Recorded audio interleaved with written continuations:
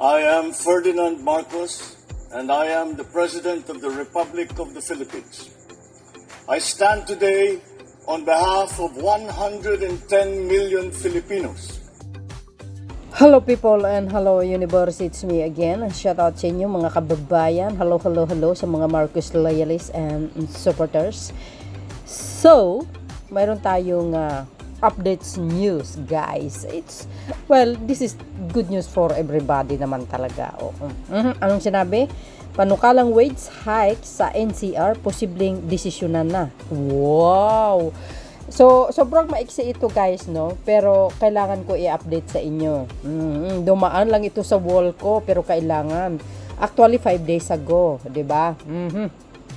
So, ibig sabihin, June 20 ito. Correct me if I'm wrong, ano? So, dahil dito mga besa, basahin ko. Sabi ng Obrero Filipino. Basahin ko Yan, sabi ni Obrero Filipino, okay? Ang sinabi dito, guys, ay sisimula na bukas regional wage ang productivity board ang public hearing para sa panukalang dagdag sweldo sa mga manggagawa ng national region, which is ang NCR. Wow, kasama ba kayo diyan mga beswa? Ayon kay Secretary Benvenido Laguesma ng Department of Labor and Employment, which is ang DOLE, mayroon isang buwan para maglabas ng desisyon ang tripartite board matapos ang kanilang pagdinig. Ay wow. Ito, guys, minsan hinanaing ng mga empleyado na kailangan taasan ng sahod. Nako, laging taasan ng sahod. Pero ang problema, guys, paano naman yung kumpanya nyo? Malulugi kung laging taas-taas yung sahod, di ba? Lalo na ngayon, nasa global crisis tayo. Ika nga, hindi lang sa Pilipinas, mataas ang bilihin, but worldwide, mga kababayan. So, hindi naman tayo pwedeng bumalik sa 1960s or 70s. Mura ang mga bilihin doon. Kaya nga sabi ng Pangulo, nasa climate change tayo sa pagbabago ng panahon. Agay! Sana mag-get nyo kung anong ibig kong sabihin, mga beswa.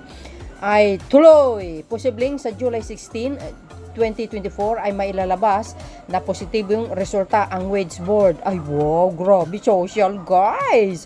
Sa ngayon, nasa 610 ang daily minimum wage sa NCR at may mga panukalang itaas ito ng 800. Wow, social. Mga beswa, anong kapalagayan nyo? Hindi kayo mapalagay, ano? Excited kayo, no? Ipag-pray nyo, guys, ha? Ipag-pray. Kaysa naman na kukontra kayo, ha? Uunahan ko na yung mga kumukontra. Wag yung kontrahin ng duli. Diba? Lahat yan makikinabang kayo talaga, So, kailan yan? July 15. Nako, abangan po natin yan, guys. At, syempre, updates po natin dito yung mga beswa. Tuloy!